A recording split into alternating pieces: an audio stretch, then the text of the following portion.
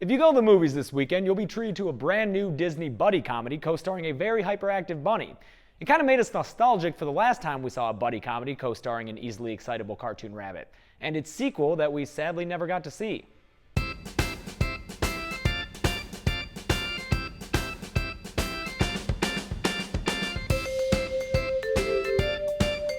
Hey guys, welcome to Rejected Movie Ideas, where we scour the internet hoping to find any sign of a sequel to a long-dormant franchise, since that doesn't happen enough. Such is the case with this week's unfortunately abandoned movie project, Roger Rabbit 2: The Toon Platoon. Now, for those of you born in a post-3D animated Pixar world, the idea of going to a movie theater to watch a 2D animated movie probably sounds like something only your parents would enjoy. And you might be right if you dive deep enough into Disney's 70s and early 80s archives. However, things took a dramatic turn towards the better during the end of the decade, when the mouse decided to combine forces with the likes of Steven Spielberg, Robert Zemeckis, and even Warner Brothers in order to create a film noir parody, where cartoon characters from the golden age of animation would join forces with a reluctant live-action detective to figure out who framed Roger Rabbit.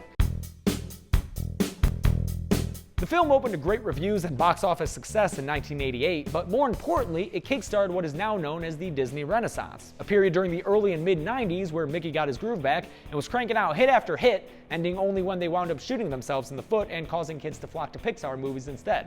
But that initial spark to all the genre's success was undoubtedly Who Framed Roger Rabbit, and with every other Disney hit spitting out much inferior direct-to-video sequels, kids in the early 90s were left wondering when they would get another Roger Rabbit movie. Enter screenwriter Nat Malden, who in 1989 was commissioned with churning out a Roger Rabbit script as quickly as he could in order to capitalize on the first movie's success. And in an uncanny foreshadowing of the movie industry's future, Malden figured that the best way to move forward was to move back, so he pitched a prequel called Roger Rabbit 2: The Toon Platoon.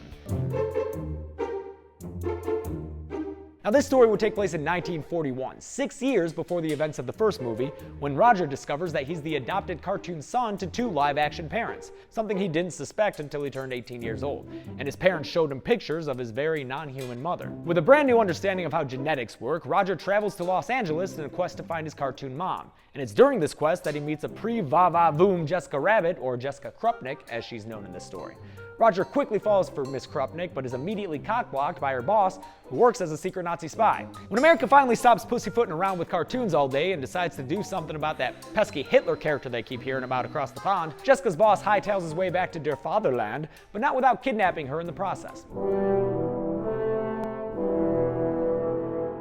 And in a decidedly dark turn for a beloved children's character, Roger Rabbit enlists in the US Army and makes his way to war-torn Europe, where I guess he plans to murder his way through hordes of Nazis to get his beloved Jessica back. Fast forward through a montage of toons using Acme weapons to defeat live-action Nazis, and we get to the history-changing moment when Roger Rabbit and his animated friends stop a cartoonishly big V-2 German rocket from killing Joseph Stalin, Winston Churchill, and FDR himself. The toons are whisked back to Los Angeles, where they're celebrated with a parade for their roles in defeating the Third Reich with slapstick comedy. It's in this parade that Roger's mother recognizes her now heroic son, and they're reunited for the first time in 18 years. Not knowing how to quit while he's ahead, Roger asks his mom who his real father is, and in response, she points to a cocky, alimony-dodging Bugs Bunny, who looks straight at the camera to end the film by saying, "Ain't I a stinker?" If by stinker you mean deadbeat dad, then yeah, sure.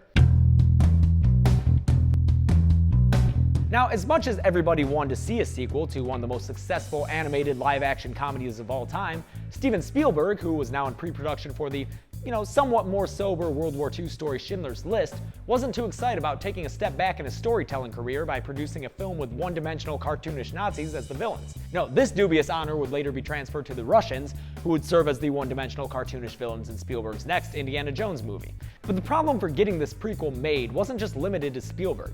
As we mentioned before, in order to get the first movie made, there had to be an almost perfect alignment of executives at Disney, Warner Brothers, Amblin Entertainment, and director Robert Zemeckis himself.